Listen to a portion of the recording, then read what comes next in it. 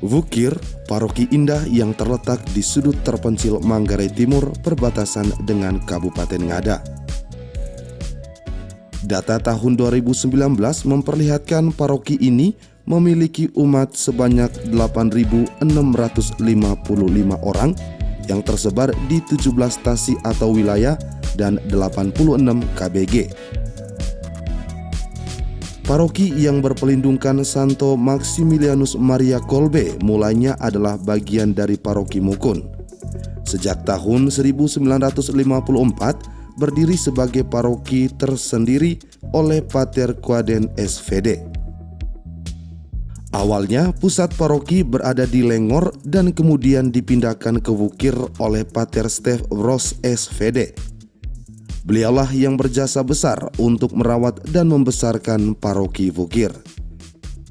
Karya agung ini kemudian dilanjutkan oleh Romo Simon Nama, pastor diosesan yang pertama kali menjadi pastor paroki di sini. Romo Simon membangun aula dan pastoran serta gedung SMA Wukir bekerjasama dengan Yayasan Interkoperasi Pater Waser SVD.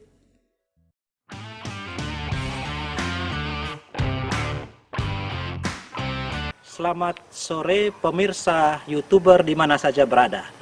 Hari ini kita berada di Paroki Wukir, di depan gereja Wukir yang indah ini.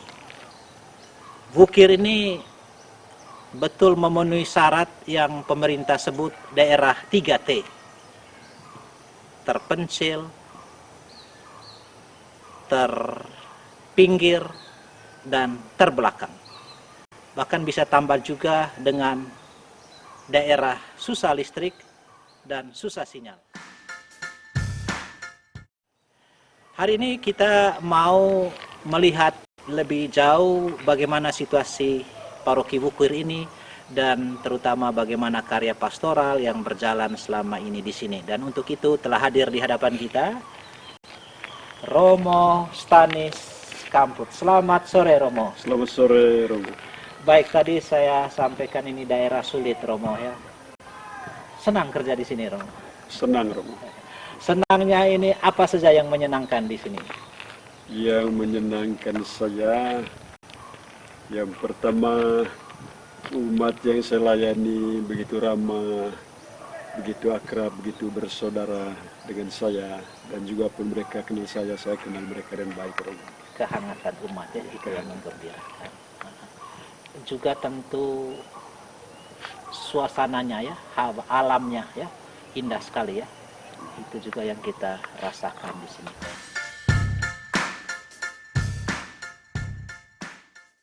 Romo, kira-kira apa saja kegiatan pastoral yang biasa dibuat di paroki ini? Baik Romo, untuk kegiatan pastoral yang rutin kami jalankan di Paroki Wukir ini, kebetulan saya sudah tahun ketiga berkarya bersama umat di Paroki Wukir ini. Jadi pertama sekali bagaimana saya bersama Dewan Pastoral Paroki Wukir untuk mendorong dan menggerakkan umat dalam rangka meningkatkan ekonomi umat dan membuat mereka mencintai tempat kerja mereka, entah di kebun, di sawah, untuk tingkatkan hasil pertanian, hasil perkebunan mereka. Oh, jadi di sini umumnya mereka bertani ya, sawah. Iya.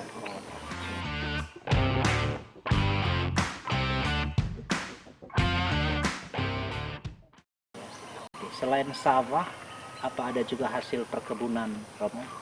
Di sini alamnya memang amat mendukung untuk pengelolaan tanaman-tanaman komoditi, dan teristimewa saya secara pribadi setelah 3 tahun berada di sini, saya amat menarik dengan satu tanaman di sini yang amat cocok, tanaman kopi robusta. Oh, robusta yang cocok di sini. Robusta yang Oh, cocok okay. sesuai dengan hawa alam di sini. Kopi robusta ya.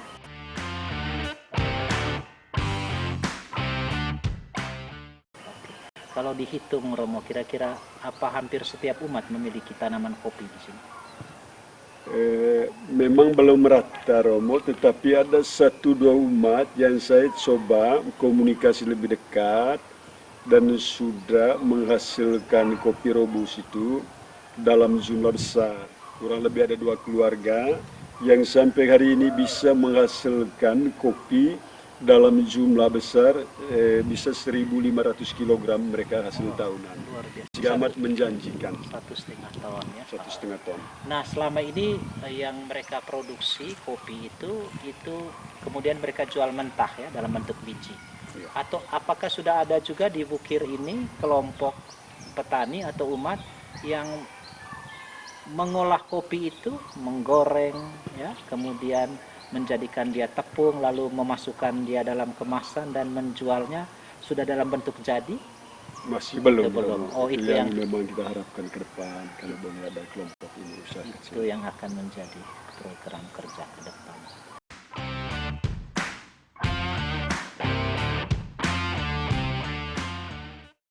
Nah, Romo, selain ekonomi ya, pengembangan ekonomi, karya pastoral rohani yang biasa dibuat di sini itu apa yang khas selain misa misalnya? Yang khas untuk pengalaman saya selama ini pelayanan rohani, sebetulnya ada misa-misa keluarga, misa syukur panen, dan tahun lalu kita coba jalankan dan umat spontan memberi yang mereka miliki sehingga kita bisa kumpulkan ini padi ada 29 karung. Oh, itu dari KBG atau stasi? Dari KBG, dari stasi, dan tergantung permintaan mereka Permintaan untuk ini mereka. kita rayakan.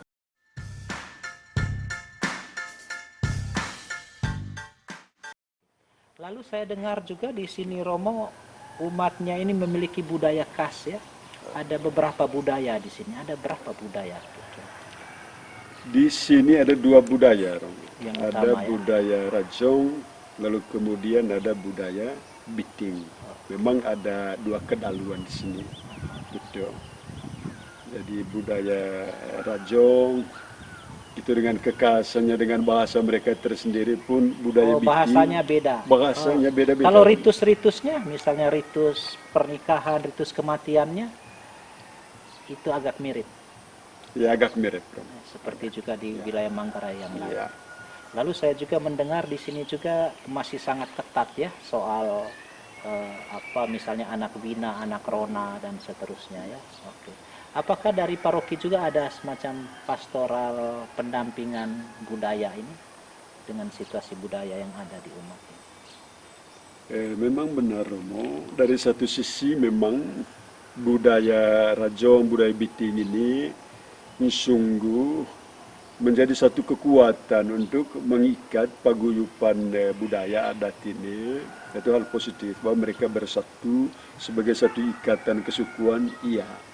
Tetapi dalam perjalanan waktu, kalau kita coba kaji, melihat cara mereka menyelenggarakan, terkadang ada 1-2 hal yang terkesan bahwa untuk generasi sekarang ini agak janggal. Misalnya? Jadi sebagai misal, soal budaya makan mereka punya. Oke. Budaya makan ini, misalnya kalau anak ranas atau anak rona itu makan daging sapi pada saat ini perayaan adat itu tidak boleh dimakan oleh anak binas. Anak binas itu artinya mereka harus makan jenis daging lain, babi.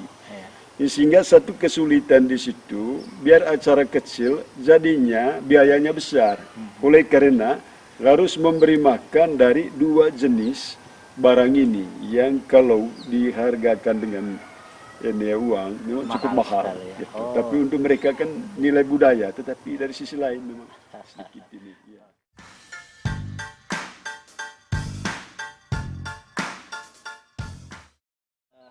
Lalu yang berikut Romo, kalau generasi muda dan juga anak remaja di sini, apakah ada pastoral yang penting juga dikembangkan untuk mereka di sini? Ya memang penting, Romo, dari segi pastoral budaya misalnya, karena ada semacam degradasi budaya, pengenalan mereka, pengetahuan mereka tentang budaya mereka sendiri hampir pasti di hari ini mereka tidak mengerti.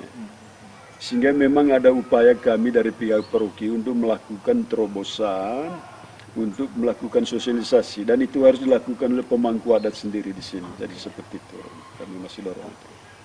Nah, ini kan daerah terpencil, Romo. Bahkan ini tadi susah sinyal sehingga kontak dengan dunia luar juga agak terbatas. Begitu juga dengan transportasinya, kita harus melewati jalan berlubang, berlumpur, dan dari Ruteng ini 4 jam lebih.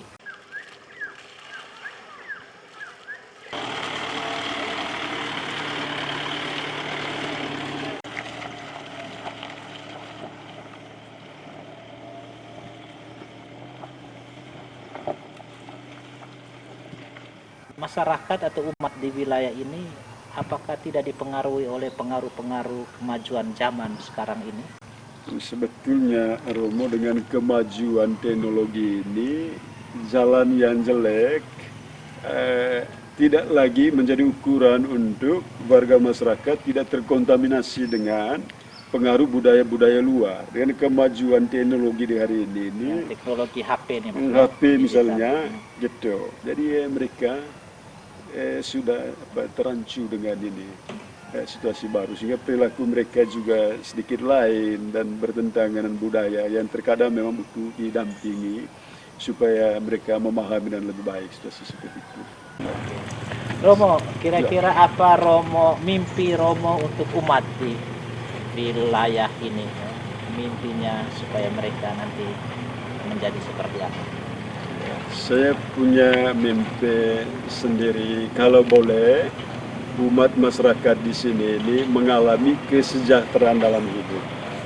Bukan hanya sejahtera dalam hal ekonomi, tapi kalau boleh juga sejahtera dalam hal iman, supaya kekuatan iman itulah yang mendorong dan menggerakkan mereka untuk melihat alam ciptaan, lingkungan hidup di sekitar mereka menjadi bagian yang tak terpisahkan untuk pengembangan iman dan meningkatkan kesejahteraan hidup mereka di masa yang akan datang, juga untuk generasi keluarga di Bukir ini.